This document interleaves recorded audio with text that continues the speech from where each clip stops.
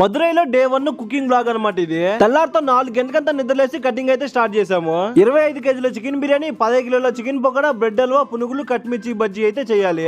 ఇక అరవింద్ గడైతే కొత్తిమీర, పుదీనా, చికెన్ నీట్ గా కడిగేసి చట్నీలు అయితే మిక్స్ చేస్తున్నాడు. నేనైతే చికెన్ బిర్యానీకి మసాలా కలుపుతున్నాను. 25 కేజీల చికెన్ బిర్యానీకి 25 కేజీల రైస్ అయితే వేయబోతున్నాము.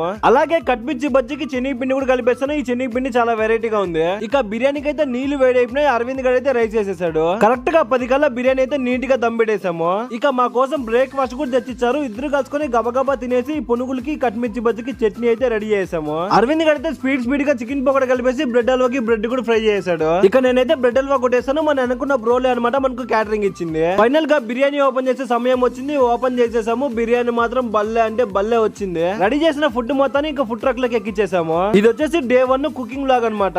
అలాగే రేపు ఇదే టైంకి day 1 in Kalasalingam university food court అని వస్తుంది. అది కూడా బల్లే ఇంట్రెస్ట్ ఉంటుంది. అస్సలు మిస్ అవ్వకండి.